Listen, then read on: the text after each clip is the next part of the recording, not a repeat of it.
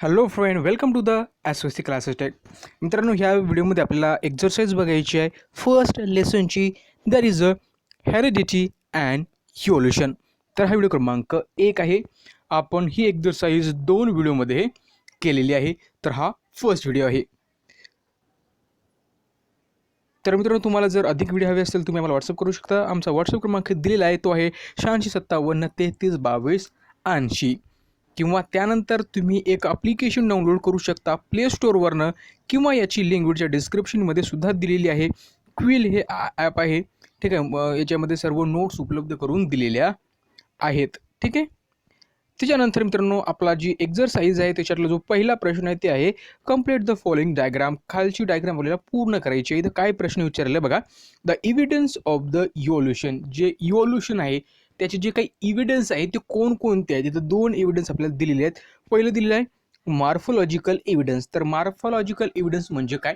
जे काही स्ट्रक्चर आहेत, जे काही आपल्याला जे स्ट्रक्चर दिसतात प्राण्यामध्ये, फॉर एक्झाम्पल त्यांचं माउथ असेल, ठीक आहे, माउथ, ठीक आहे, त्यांचं जे शरीर आहे, ठीक आहे, ते त्यांचं डोकं आहे. म्हणजे जे काही आपल्याला समोर दिसतात, जे काही फिजिकल अपीअरन्स आहे त्यांचा, तर त्याला आपण मॉर्फोलॉजिकल म्हणतो. तर हे एक इव्हिडन्स आहे कशाचा? तर इव्होल्यूशनचा आहे. तर याच्यावरनं सुद्धा आपल्याला समजते की जे इव्होल्यूशन कसं होत आलं असेल. देन सेकंड इथं दिलेलं आहे similarities in a bone structure. आता जे ॲनिमल्स आहेत त्यांचं जे बोन स्ट्रक्चर आहे ते कुठेतरी सारखं पाहायला भेटते आपल्याला, ठीक आहे, थोड्या प्रमाणामध्ये सारखं पाहायला भेटते. तर हे एक मोठा इव्हिडन्स आहे.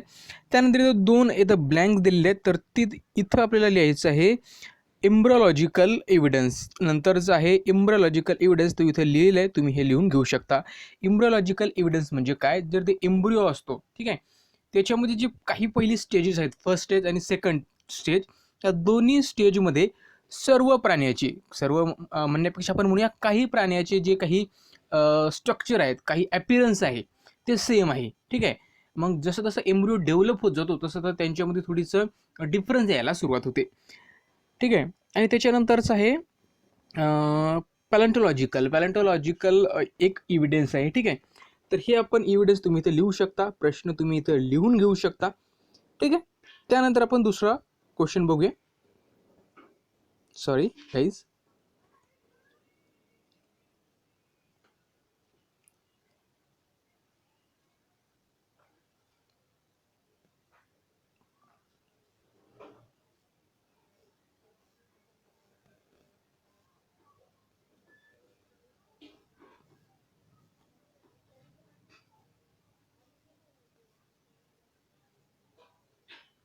Just minute friend. तर मी त्याच्यानंतरचा जो प्रश्न आपल्याला बघायचा होता तो प्रश्न होता की तिथं आपल्याला काही स्टेटमेंट दिलेत, त्या स्टेटमेंटवरून त्याला आपल्याला एक्सप्लेन करायचं होतं. तर ती पहिली स्टेटमेंट होती human evolution began approximately 7 crores year ago. ठीक आहे. जे मानवी इव्होल्यूशन झालेलं आहे, मानवी उत्क्रांती झालेली आहे, ही जवळपास 7 करोड वर्ष अगोदर सुरू झाली. तर याच्याबद्दल आपल्याला काही लिहिता येते का? ते आपण तर सर्व बघितलेलं आहे व्हिडिओमध्ये, पण याच्याबद्दल आपल्याला काही लिहिता येते का? यांचे प्रूफ्स काही आहेत का? हे आपण इथं पडताळून पाहूया. The the last dinosaur 7 crore year ago, during which the monkey-like animals were said to have evolved from the ancestor. तर मित्रांनो, जर बघितलं तर जे शेवटचा डायनोसॉर होता, शेवटचा म्हणण्यापेक्षा जे काही शेवटचे डायनोसॉर होते ते 7 करोड वर्ष अगोदर होते. त्याच्यानंतर एक माकडासारखा प्राणी इव्हॉल्व झाला, ठीक आहे. तो त्याच्या ॲन्सेस्टरपासून झाला असावा, म्हणजे डायनोसॉरच्या असू शकतो किंवा जे मंकी होते, ठीक आहे, त्यांचे जे ॲन्सेस्टर असतील त्यांच्यापासून तो झाला. Then the tale of this monkey like animals of Africa speculated to have a disappear around the 4 crore year ago. आता तो माकडासारखा प्राणी होता, त्यांची जी शेपटी होती ती 4 करोड वर्ष अगोदर डिसअपियर झाली, ठीक आहे, म्हणजे नष्ट झाली. Along with the large of the brain, enlargement of the brain, सोबत त्यांचा जे ब्रेन होता तो पण मोठा होत गेला. And that of the improve hands and that result in the evolution of the app like animal. त्यांच्या ब्रेनमध्ये, त्यांच्या हातामध्ये किंवा त्यांच्या पुढे बॉडी स्ट्रक्चरमध्ये इव्होल्युशन झालं, तर त्याच्यापासून एक प्राणी झाला एप लाईक ॲनिमल, ठीक आहे, आपण बघितलं ape like animal. Then gorilla and chimpanzee evolves 2.5 crore year ago. त्याच्यानंतर ॲप्स नंतर gorilla and chimpanzee evolves 2.5 crore year ago. 2.5 crore अगोदर नंतर गोरिला आणि चिंपॅन्झी तयार झाले त्या ॲप्सपासून. ठीक आहे, तयार झाले म्हणजे इव्हॉल्युशन होत गेलं. इव्हॉल्युशन. त्यानंतर दुसरा प्रश्न आपल्याला दिलाय, geographical and reproductive isolation of a organism gradually leads to the speciation. Speciation म्हणजे काय मित्रांनो, जी जाती वेगळे निर्माण झाले आहेत प्राण्यांचे असो किंवा वनस्पतीचे असो, याच्या मागं दोन कारणं इथे सांगितलेली आहेत. तर पहिलं कारण म्हणजे काय, जिओग्राफिकल कारण होतं. ठीक आहे, म्हणजे आजूबाजू जी काही परिस्थिती होती त्यावरनं. दुसरी सांगितलेली आहे की रिप्रोडक्टिव्ह म्हणजे जे नवीन प्राणी जन्म देत होते त्यांच्यामध्ये बदल होत गेलेला आहे प्रत्येक वेळेस त्यांच्या जीन्समध्ये. ठीक आहे, तर बघा आता मित्रांनो, the specimen is the formation of the new species of a plant and animal as the effect of the evolution. आता स्पेशिएशन म्हणजे काय, तर नवीन स्पीसीज फॉर्मेशन होणं, नवीन स्पीसीजची निर्मिती होणं. कशामुळं? इव्हॉल्युशनमुळे जी नवीन स्पीसीज तयार झालेली आहेत तर त्यालाच आपण स्पेशिएशन असं म्हणतो. एच स्पीसीज बघा, जे प्रत्येक स्पीसीज झालेले आहेत grows in a specific geographical condition. आता जे नवीन स्पीस तयार झाले त्यांची वाढ कुठे झाली आहे, तर स्पेसिफिक जिओग्राफिकल कंडिशनमध्ये. फॉर एक्झाम्पल, कुठं थंडी असेल, कुठं उष्णता असेल, ठीक आहे, कुठं वातावरण वेगळं असेल, तर याला आपण जिओग्राफिकल कंडिशन असं म्हणतो. And hence have a specific habitat. आणि त्यांची जी राहण्याची ती व्यवस्था होती ती कशी होती, एक स्पेसिफिक होती, बाकीच्या प्राण्यापेक्षा वेगळी होती. तर ते कशावरून बघा, त्यांचं टाईप ऑफ द फूड म्हणजे अन्न वेगवेगळं ग्रहण करायचे. ठीक आहे. देन रिप्रोडक्टिव्ह ॲबिलिटी म्हणजे किती प्राण्यांना जन्म देऊ शकत होते एका वर्षामध्ये, एका दोन, किंवा त्याच्यामध्ये काही एग्स अंडे देतात का ते जन्म देतात, तर यावर सुद्धा ते त्यांचं इव्हॉल्युशन घडून आलं. देन पिरियड, नंतर त्यांना वेळ किती लागायचा त्या सर्वांसाठी. तर ह्या सर्व गोष्टी कशासाठी आहेत, तर ह्या स्पेशिएशनसाठी महत्त्वाच्या होत्या. कारण स्पेशिएशन झालं हे जिओग्राफिकल आणि रिप्रोडक्टिव्ह त्याच्यामध्ये जे काही डिफरन्सेस होते, आयसोलेशन म्हणजे वेगळं राहणं सोप्या भाषेमध्ये. ठीक आहे. तर आयसोलेशनचा अर्थ काय, Wien the population is separated. जो पॉप्युलेशन असते किंवा एखादे प्राणी असतात किंवा लोक असतात ते वेगळे ठेवले जातात इंटू 2 or more ग्रुप. ते ग्रुपमध्ये वेगवेगळे राहतात. आणि due to the such a barrier, कोणत्या बॅरियरमुळे, तर रिव्हर्स, माउंटेन एक्सेट्रा, त्यामुळे ते वेगळं राहायला सुरुवात होते. And this type of conditions lead to speciation.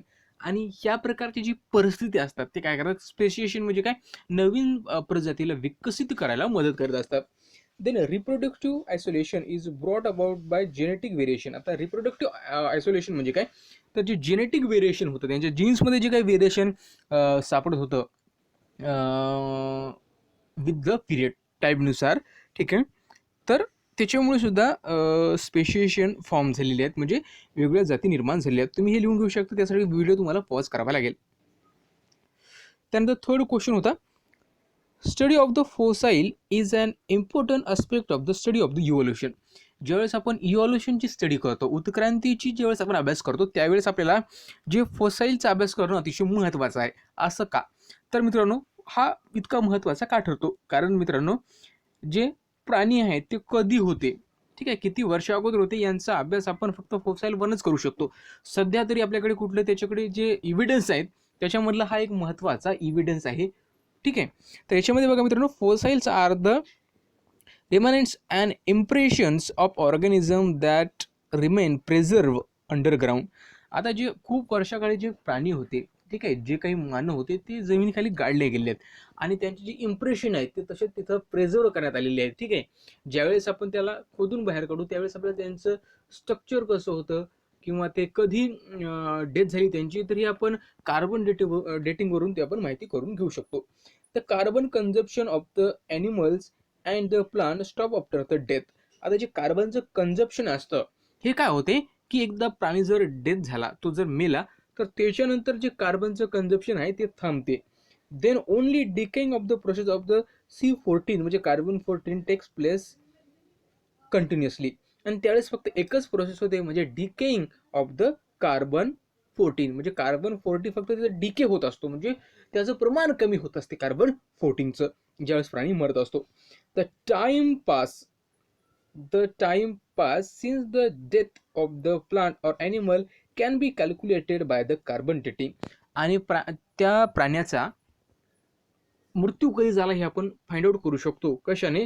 की तेव्हापासून त्या प्राण्याचा मृत्यू कधी झाला, तरी त्यासाठी एक प्रोसेस आहे, त्याला आपण कार्बन डेटिंग म्हणतो. म्हणजे त्याच्यामधलं कार्बन किती आहे त्या सापडलेल्या त्या ॲनिमलमध्ये किंवा त्या फोसाईलमध्ये, त्याच्यावर आपण त्याचं एज वगैरे काढू शकतो. The oldest fossils are buried deep in the earth crust. जे ओल्डेस्ट फोसाईल आहेत, फॉर एक्झाम्पल जे डायनोसॉर्स आहेत किंवा त्याच्या अगोदरचे जे काही प्राणी असतील ते आपल्याला खूप जमिनीच्या खाली सापडतात. आणि वेल द यंगर वन्स, जे नवीन आहेत, यंगर वन्स आहेत, they are occupy the upper surface. आणि त्यांचे ते कुठे सापडतात, तर ते अप्पर सरफेसमध्ये जे सर्वात वरचा भाग आहे जमीन, तिथं आपल्याला ते सापडत असतात. यावरनं सुद्धा आपण इव्होल्युशन कसं झालं, ठीक आहे, तर हे पण आपण फाइंड आउट करू शकतो. तर हे सुद्धा एक महत्त्वाचा इव्हिडन्स आपण त्याला म्हणूया. तर मित्रांनो, हे तुम्ही लिहून घेऊ शकता. त्यासाठी तो व्हिडिओ तुम्हाला पॉज करावा लागेल. देन फोर्थ नंबरचा क्वेश्चन आहे, there is a evidence of fatal science among the chordates.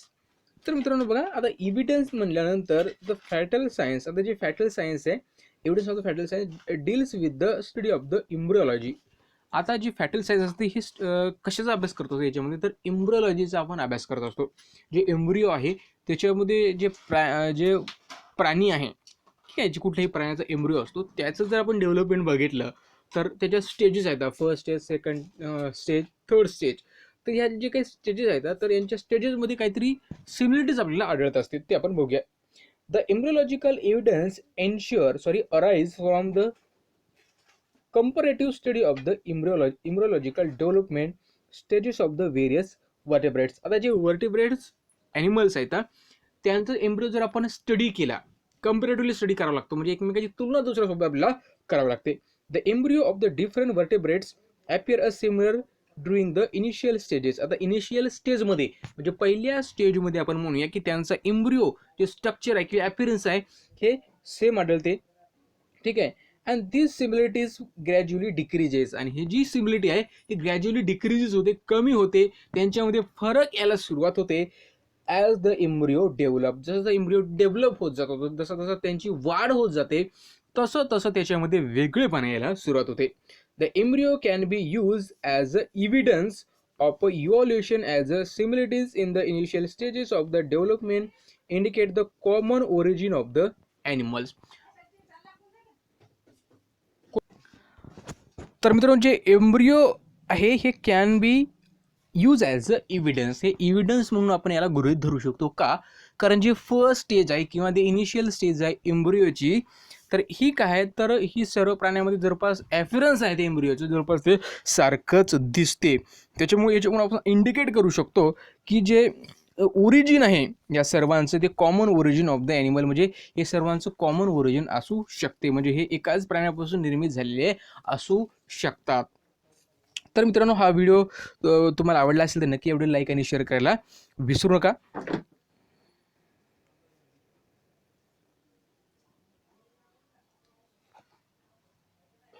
तर मित्रांनो, शेवटचा प्रश्न आपल्याला बघायचा आहे. त्याच्यामध्ये आपल्याला काही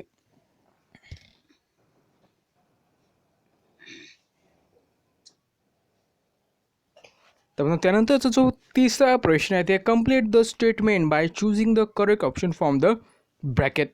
तर पहिला बघा मित्रांनो, a causality behind the sudden changes were understood due to blank space principle of the Hugo de व्हेरिस.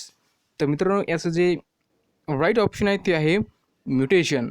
काय याचं राईट ऑप्शन, तर याचं म्युटेशन हे राईट आहे पहिल्या याचं. The causality behind the sudden changes was understood due to the mutation principle of the Hugo de Veris. म्हणजे mutation principle दिलं होतं ह्युगो डी व्हेरिस यांनी. त्यानंतर सेकंड आहे the proof for the fact that protein synthesize occur through blank space was given by the George Bridgel and the Edward Tatum. तर मित्रांनो, हे दिलं होतं, याला आपण म्हणूया the proof for the fact that protein synthesis occur through a gene. म्हणजे याचं जीन हे आन्सर आहे, ठीक आहे. देन सी नंबरचं, the transfer of information from molecules of DNA to the mRNA. ज्यावेळेस information transfer from DNA to RNA जी transfer होते त्याला प्रोसेसला काय म्हणतो, तर त्या प्रोसेसला आपण म्हणतो ट्रान्सक्रिप्शन म्हणतो. हे बघा ट्रान्सक्रिप्शन इथं दिलेलं आहे, हे ट्रान्सक्रिप्शन याचं आहे. ठीक आहे. Then evolution means d. Evolution means what? The evolution means gradual development. Evolution means gradual development. Evolution means gradual developments. E. Vestigial organs present in a human body as a proof of the evolution. मानवी शरीरामध्ये कुठला vestigial organs आहे, तर ते आहे appendix. Appendix हा vestigial organs आहे human बॉडीमध्ये as a proof of the evolution. तर मित्रांनो, हे तुम्हाला सर्व समजलं असेल. तुम्हाला व्हिडिओ कसा वाटला नक्की आम्हाला पुढच्या व्हिडिओमध्ये ह्या व्हिडिओमध्ये कॉमेंट करा. आणि तुम्हाला हा व्हिडिओ कसा वाटला त्यासंबंधी नक्कीच आम्हाला अभिप्राय तुमच्या व्हॉट्सअपवर पण द्या.